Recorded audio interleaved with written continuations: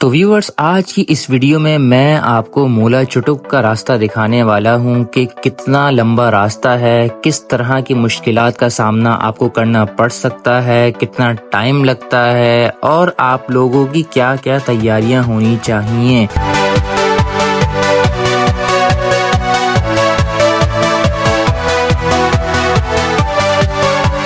तो वीडियो को आप लोगों ने एंड तक देखना है। इंशाल्लाह ये वीडियो आप लोगों के लिए करामत साबित होगी।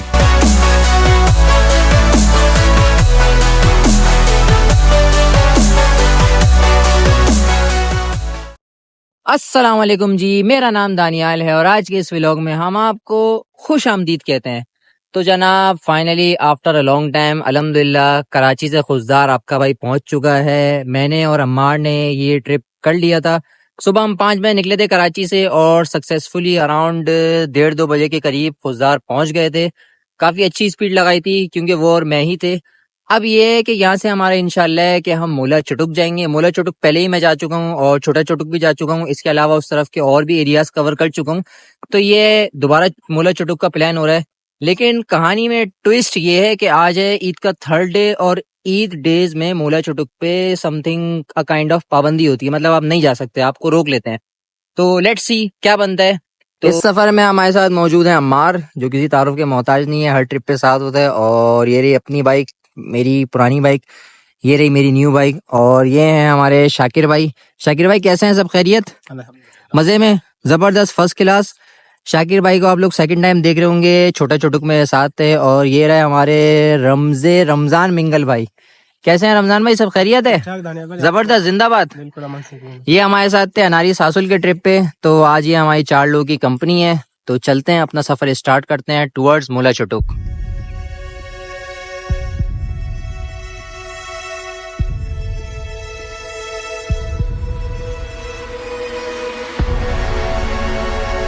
मूला चुटुक या बलूचिस्तान खुशदार के किसी भी पिकनिक पॉइंट पे जाने के लिए सबसे पहले आपने कराची से खुशदार का सफ़र करना होता है। वो आप अपनी गाड़ी, मोटरसाइकिल या किसी भी किस्म की सवारी पर कर सकते हैं। ये सफ़र तकरीबन 380 किलोमीटर्स पे मुश्तमिल होता है। जब आप ज़ीरो पॉइंट पे पहुंच जाते हैं, फिर वहां से आपने राइट साइड पर टर्न लेना होता है टुवर्ड्स M8 रतोदीरो गवादर मोटरवे। यही रूट बलूचिस्तान के डिफरेंट पिकनिक पॉइंट्स पे जाता है, लाइक चारो माछी, मूला चुटुक, ओजानो वाटरफॉल, पीर इब्राहिम एंड वगैरह वगैरह। तो अभी हम लोग जैदी विलेज में रुके थे। यहाँ पर ये आलू वगैरह ले लिए हैं और टमाटर वगैरह ले लिए हैं। इसके अलावा कुछ आइटम अपनी बाइक में मैंने ऑलरेडी रखा हुआ है, क्योंकि हमारा प्लान ये है कि हम वहाँ पर जाके कुकिंग वगैरह करेंगे और चावल वगैरह बनाने का इरादा है। इसके अलावा मैक्रोनी, नूडल्स वगैरह सब रखे हुए हैं। तो जितना सामान रास्ते से ले सकते हैं ले लेंगे, क्योंकि ईद की वजह से काफी सारा आइटम ना शॉर्ट भी है। तो लेट्स सी क्या क्या में मिलता है। अभी भी नमक वगैरह और ये सारी चीजें रहती हैं, लेकिन जो है जितना ही मिल जाएगा उससे ये गुजारा हो जाएगा। तो अपना आगे का सफर कंटिन्यू करते हैं। आगे बहुत अच्छे अच्छे व्यूज हमारे इंतजार कर रहे हैं। इस ट्रिप पर मैंने कराची से खुशदार का व्लॉग शूट नहीं किया, वो रिकॉर्ड नहीं किया, क्योंकि ऑलरेडी 3 से 4 मरतबा मैं उसका डिटेल्ड व्लॉग अपलोड कर चुका हूँ। आप लोगों को लिंक्स डिस्क्रिप्शन में मिल जाएंगे। बाकी इसके अलावा अगर मैं आपको रफ आइडिया भी अगर दे सकूँ, तो कराची से खुशदार अगर आप मोटरसाइकिल पर ट्रेवल कर रहे हैं तो आपको 10 घंटे लग सकते हैं। अगर आप अपनी गाड़ी या किसी बस वगैरह में सफ़र कर रहे हैं तो ये सफ़र आपका 6 से 7 घंटे में भी हो सकता है। बाकी वो डिपेंड करता है कि आप कितने स्टॉप्स लेते हैं, किस तरह से जाते हैं, किस जगह पे खाने पीने के लिए रुकते हैं और क्या क्या आप करते हैं, क्या क्या एक्टिविटीज़ करते हैं। क्योंकि बीच में बहुत सारे अच्छे पिकनिक पॉइंट्स भी आते हैं, बीच में कुछ पिक्चर वाले स्पॉट्स भी आते हैं। तो now it's up to you कि आप कितने स्टॉप्स लेते हैं, उसी हिसाब से फिर ये आपका सफ़र होगा।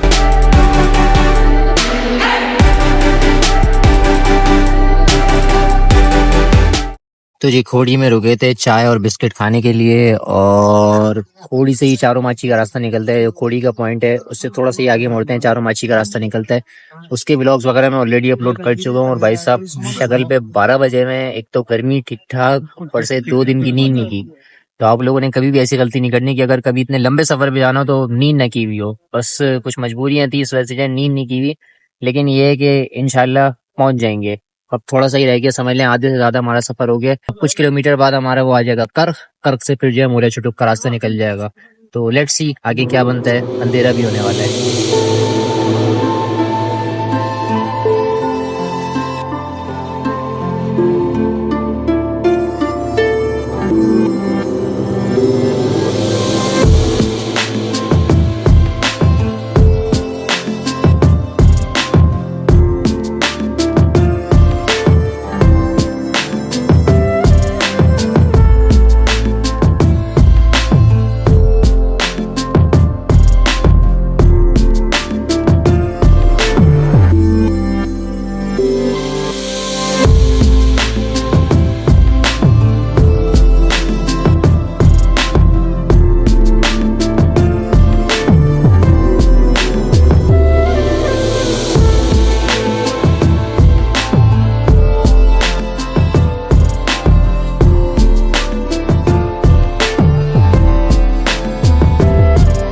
इस मकाम का नाम है बलूक। बलूक लेक भी इसको कहा जाता है, बलूक पिकनिक पॉइंट भी इसको कहा जाता है, और ये भी खुजदार का एक फेमस पिकनिक पॉइंट है। आप लोग यहाँ पर भी थोड़ी देर अपना टाइम स्पेंड कर सकते हैं, कुकिंग वगैरह कर सकते हैं, चाय वगैरह बना सकते हैं।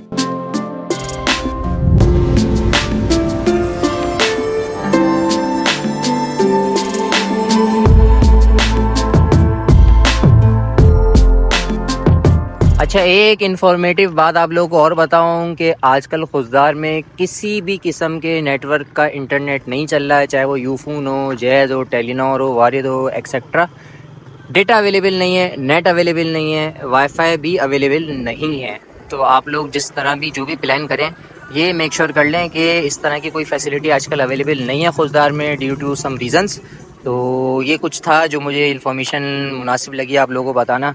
बाकी एक और चीज़ ये है कि ईरानी जो फ्यूल का रेट होता है उसके रेट फ्लक्चुएट होते रहते हैं। बाकी अपना सफ़र आगे कंटिन्यू करते हैं।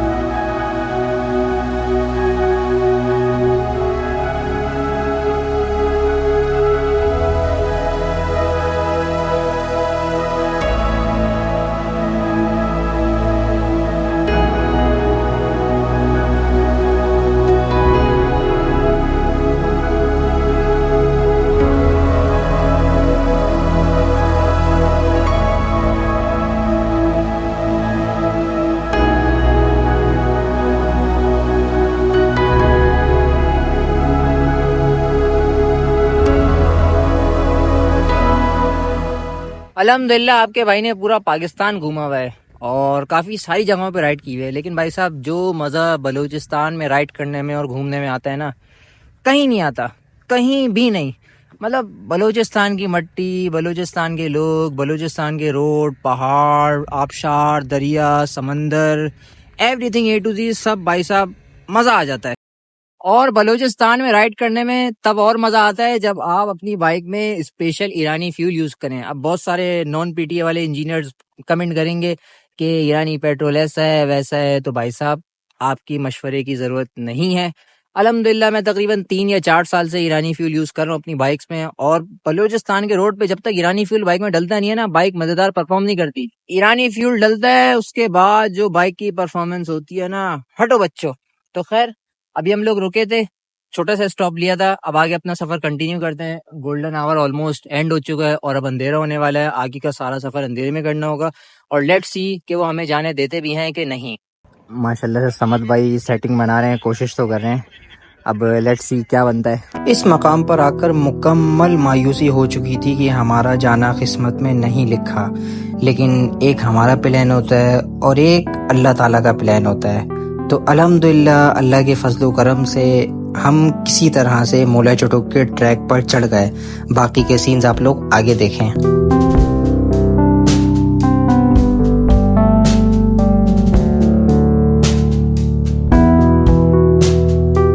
तो भाई साहब जो मेन रास्ता था वो तो अनफॉर्चुनेटली बंद था, तो अब ये एक शॉर्टकट ले रहे हैं, कहीं और से रास्ता है। होपफुली यहाँ से फिर मेन रोड पे चढ़ जाएंगे, क्योंकि वहाँ पे जो चौकी थी वो बिल्कुल क्लोज हुई थी, वहाँ से आगे नहीं जाने दे रहे थे। तो लेट्स सी अब कहाँ निकलते हैं।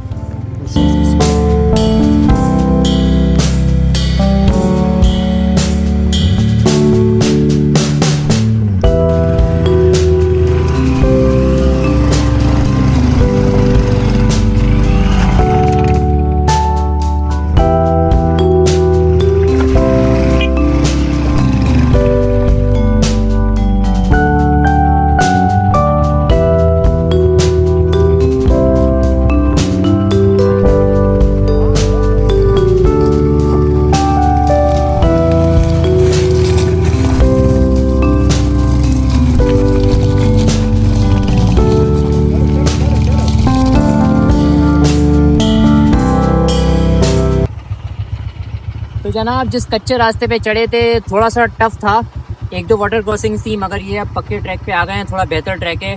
नाउ लेट्स सी ये ट्रैक कहाँ पे निकलते हैं।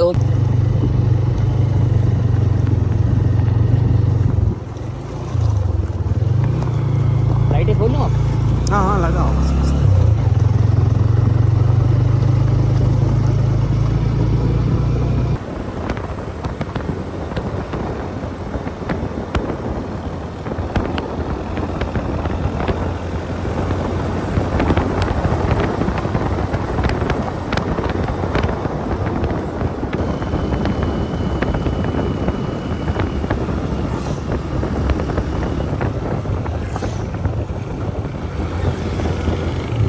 तो फाइनली भाई मुला चुटुक के ट्रैक पे चढ़ गए हैं, क्योंकि अलाउ नहीं था तो बड़ी मुश्किल से बड़ी सेटिंग हुई और अल्हम्दुलिल्लाह हो गया।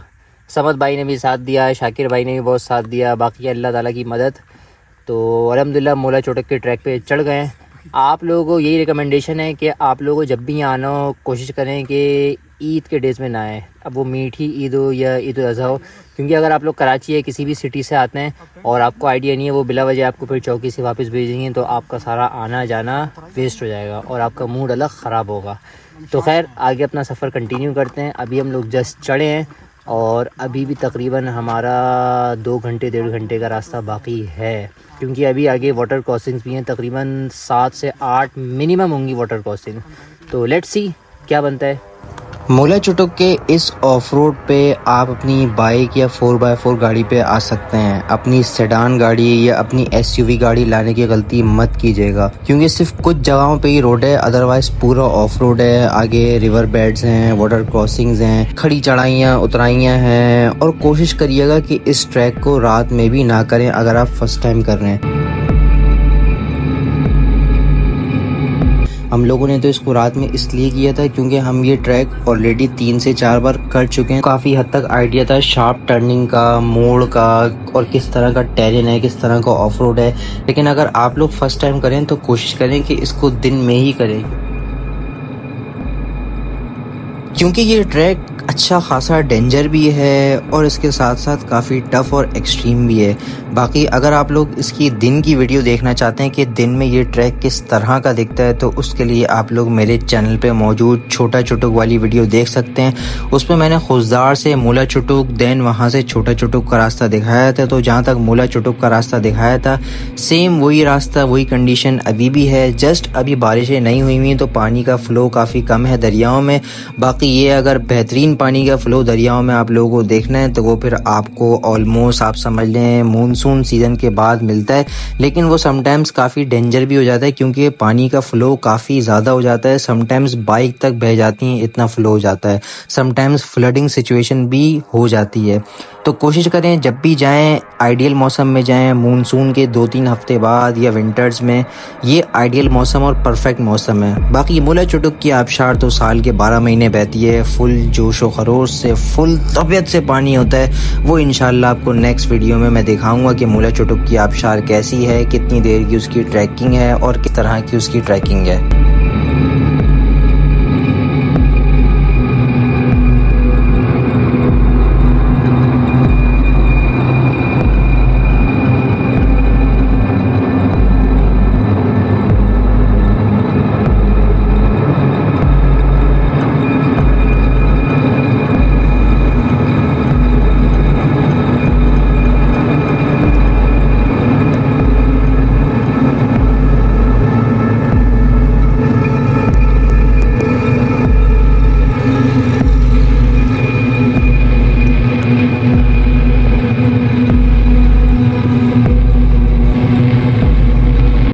जनाब रात के हो गए हैं 9:30 और इस वक्त भी अभी समझ लें हमारा आधा ट्रैक हुआ है 50%।